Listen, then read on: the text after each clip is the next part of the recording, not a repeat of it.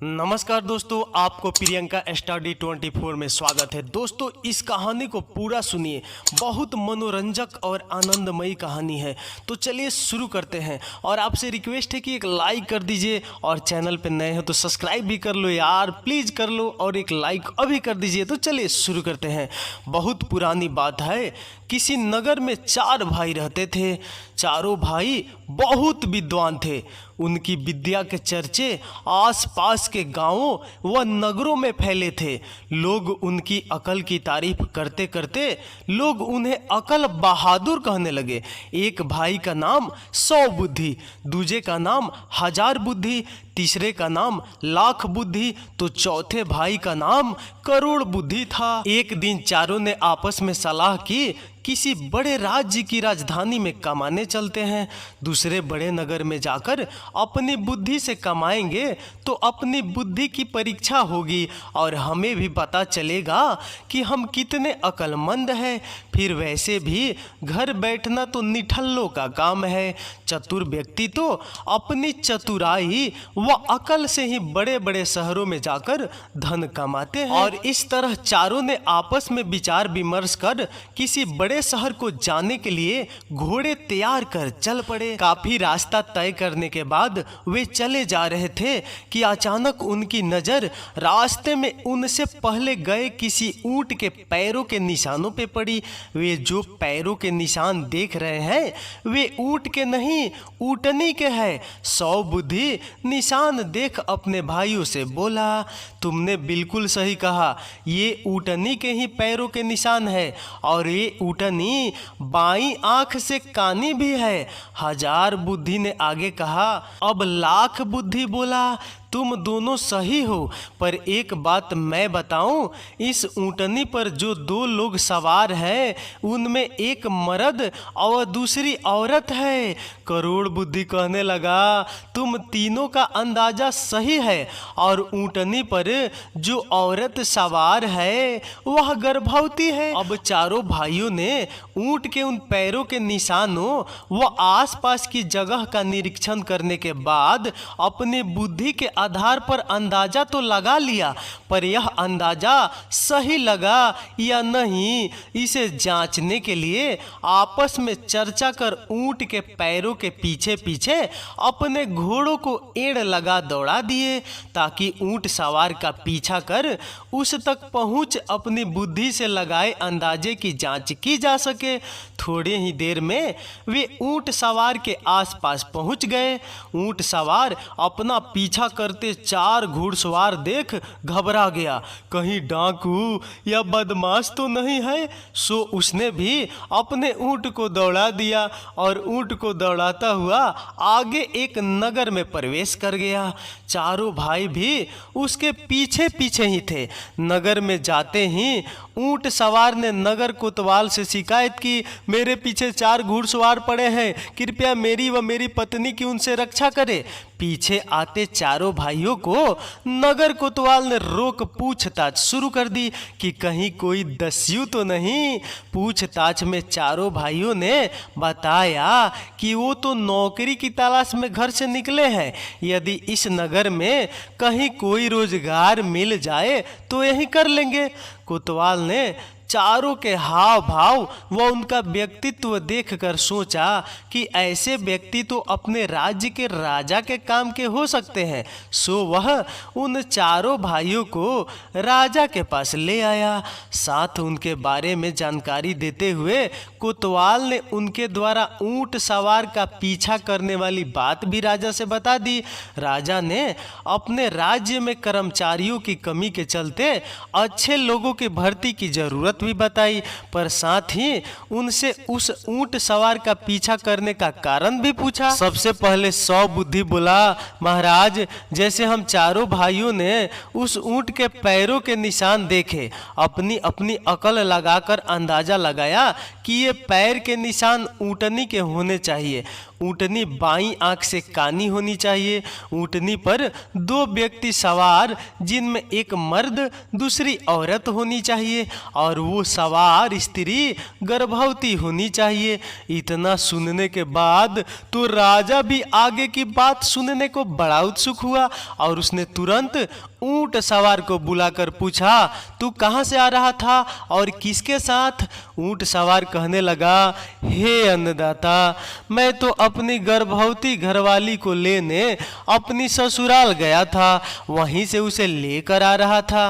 राजा बोले, अच्छा बता, क्या तेरी ऊँटनी बाईं आंख से कानी है? ऊंट सवार बोला, हाँ अन्नदाता, मेरी ऊँटनी बाईं आंख से कानी है। राजा ने अचंभित होते हुए चारों भाइयों से पूछा, आपने कैसे अंदाजा लगाया? विस्तार से सही सही बताइए। सौ बुद्धि बोला, उस पैरों के निशान के साथ मूत्र देख उसे व उसकी गंध पहचान मैंने अंदाजा लगाया कि ये ऊँट मादा है। हजार बुद्धि बोला, रास्ते में दाहिनी ओर जो पेड़ पौधे थे ये ऊँटनी उन्हें खाते हुए चली थी, पर बाईं ओर उसने किसी भी पेड़ पौधे की पत्तियों पर मुंह तक नहीं मारा, इसलिए मैंने अंदाजा लगाया कि जरूर यह बाईं आंख से कानी है। इसलिए उसने बाईं ओर के पेड़ पौधे देखे ही नहीं तो खाती कैसे? लाख बुद्धि बोला, ये ऊँटनी सवार एक जगह उतरे थे, अतः इनके पैरों के निशान से पता चला कि ये 2 जने हैं और पैरों के निशान भी बता रहे थे कि एक मर्द के हैं व दूसरे स्त्री के। आखिर में करोड़ बुद्धि बोला, औरत के जो पैरों के निशान थे उनमें एक भारी पड़ा दिखाई दिया, तो मैंने सहज ही अनुमान लगा लिया कि हो न हो ये औरत गर्भवती है। राजा ने उनकी अकल पहचान उन्हें अच्छे वेतन पर अपने दरबार में नौकरी देते हुए फिर पूछा, आप लोगों में और क्या क्या गुण व प्रतिभा है? सौ बुद्धि बोला, मैं जिस जगह को चुन कर तय कर बैठ जाऊं तो किसी द्वारा कैसे भी उठाने की कोशिश करने पर नहीं उठूंगा। दूसरा भाई हजार बुद्धि बोला, मुझ में भोज्य सामग्री को पहचानने की बहुत बढ़िया प्रतिभा है।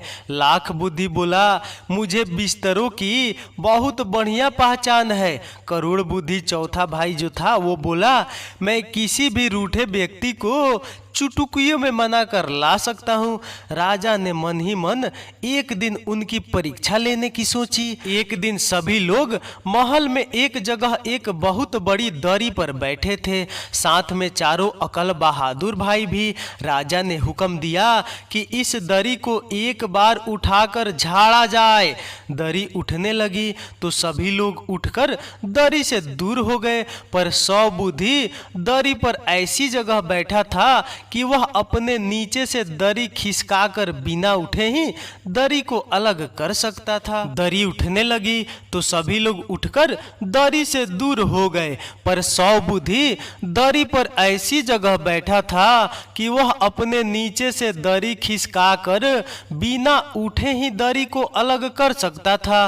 सो उसने दरी का पल्ला अपने नीचे से खिसकाया और बैठा रहा। राजा समझ गया कि ये उठने वाला नहीं। शाम को राजा ने भोजन पर चारों भाइयों को आमंत्रित किया और भोजन करने के बाद चारों भाइयों से भोजन की गुणवत्ता के बारे में पूछा। तीनों भाइयों ने भोजन के स्वाद, उसकी गुणवत्ता की बहुत सराहना की, पर हजार बुद्धि बोला, माफ करे हुजूर, खाने में चावल में गाय के मूत्र की बदबू थी। अब राजा ने रसोई घर के मुखिया से पूछा, सच सच बता कि चावल में गौमूत्र की बदबू कैसे? रसोई घर का मुखिया कहने लगा, गांवों से चावल लाते समय रास्ते में वर्षा आ गई थी, सो भीगने से बचाने को एक पशुपालक के बाड़े में गाड़ियां खड़ी करवाई थी, वहीं चावल पर एक गाय ने मूत्र कर दिया था। हुजूर, मैंने चावल को बहुत धुलवाया भी, पर कहीं से थोड़ी बदबू रह ही गई। हजार बुद्धि की भोजन पारखी प्रतिभा से राजा बहुत खुश हुआ और रात्रि को सोते समय चारों भाइयों के लिए गद्दे राजमहल से भिजवाए दिए, जिन पर चारों भाइयों ने रात्रि विश्राम किया। सुबह सुबह राजा के आते ही लाख बुद्धि ने कहा, बिस्तर में खरगोश की पूंछ है जो रात भर मेरे शरीर में चुभती रही। राजा ने बिस्तर फड़वा कर जांच करवाई तो उसने वाकई खरगोश की पूंछ निकली। राजा लाख बुद्धि के कौशल से भी बड़ा प्रभावित हुआ, पर अभी करोड़ बुद्धि की परीक्षा बाकी थी। सो राजा ने रानी को बुलाकर कहा, करोड़ बुद्धि की परीक्षा लेनी है, आप रूठ कर शहर से बाहर बगीचे में जाकर बैठ जाएं। करोड़ बुद्धि आपको मनाने आएगा, पर किसी भी सूरत में मानिएगा मत। और रानी रूठकर बाग में जा बैठी। राजा ने करोड़ बुद्धि को बुलाकर रानी को मना कर लाने के लिए कहा। करोड़ बुद्धि बाजार गया, वहां से पडले का सामान यानी कि शादी में वर पक्ष की ओर से वधू के लिए ले जाने वाला सामान को पडले कहते हैं। वह सामान वह दूल्हे के लिए लगाई जाने वाली हल्दी व अन्य शादी का सामान खरीदा और बाग के पास से गुजरा। वहां रानी को देखकर उससे मिलने गया। रानी ने पूछा, ये शादी का सामान कहाँ ले जा रहे हैं? करोड़ बुद्धि बोला, आज राजा जी दूसरा ब्याह रचा रहे हैं, यह सामान उसी के लिए है, राजमहल लेकर जा रहा हूँ। रानी ने पूछा, क्या सच में राजा दूसरी शादी कर रहे हैं? करोड़ बुद्धि बोला, सही में ऐसा ही हो रहा है, तभी तो आपको राजमहल से दूर बाग में भेज दिया गया है। इतना सुन रानी घबरा गई कि कहीं वास्तव में ऐसा ही न हो रहा हो, और वह तुरंत अपना रथ तैयार करवा करोड़ बुद्धि के आगे आगे महल की ओर चल दी। महल में पहुंचकर करोड़ बुद्धि ने राजा को अभिवादन कर कहा, महाराज रानी को मना लाया हूँ। राजा ने देखा रानी सीधे रथ से उतर गुस्से में भरी उसकी ओर ही आ रही थी, और आते ही राजा से लड़ने लगी कि आप तो मुझे धोखा दे रहे थे, पर मेरे जीते जी आप दूसरा ब्याह नहीं कर सकते। राजा भी रानी को अपनी सफाई देने में लग गया, और इस तरह चारों अकल बहादुर भाई राजा की परीक्षा में सफल रहे। तो दोस्तों, ये कहानी आपको कैसी लगी? आपको कहानी मजेदार तो जरूर लगी होगी, तो एक लाइक कर दीजिए यार।